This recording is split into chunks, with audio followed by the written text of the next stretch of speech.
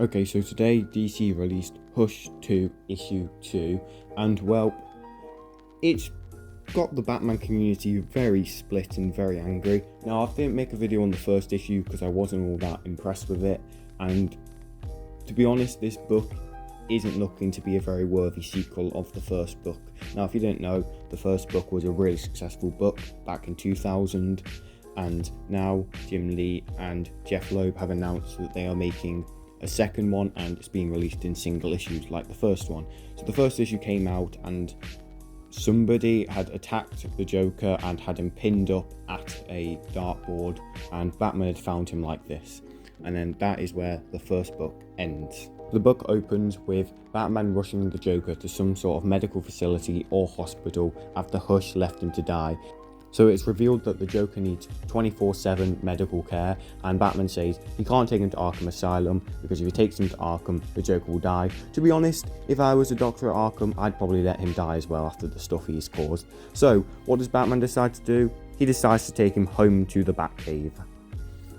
So Joker is now in the Batcave, and Batman starts studying the Joker whilst he's unconscious, getting the first chance he can. So he's studying his brain, and he then noticed that the Joker has no fingerprints or DNA, that the acid that Joker fell into burnt off all his fingerprints, so there is basically just no sight of identity to the Joker.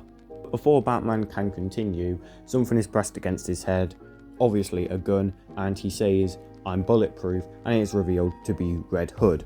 So, Red Hood came to the Batcave not to kill Bruce, but to come for the Joker. Batman being Batman, he knocks the gun out of the hand and Jason ends up shooting a power grid.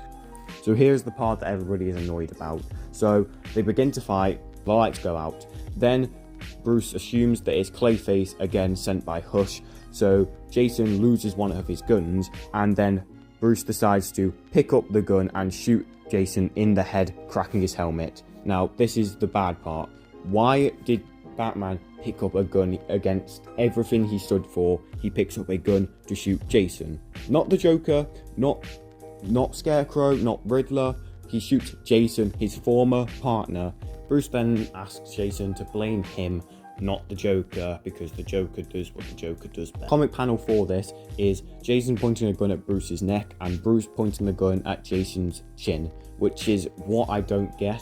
Why would you draw Batman holding a gun when the entire point of Batman is he will not use the weapon that destroyed his life to make sure nobody will ever have to go through the same thing that he had to go through, which is also why he won't kill the Joker, because nobody deserves to die. They then continue to fight. Jason gets slammed against the Batmobile. They continue to argue.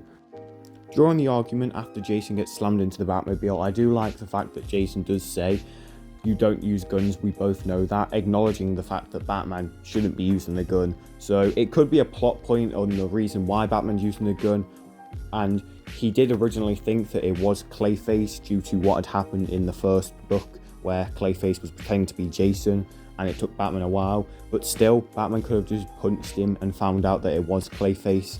He didn't have to shoot Jason with a gun. Somehow, Bruce gets knocked out by Jason, so when he wakes up, the Joker is gone and Jason is gone, but the Joker isn't dead, Jason has just took him, and it is presumed that now Jason is now working with Hush.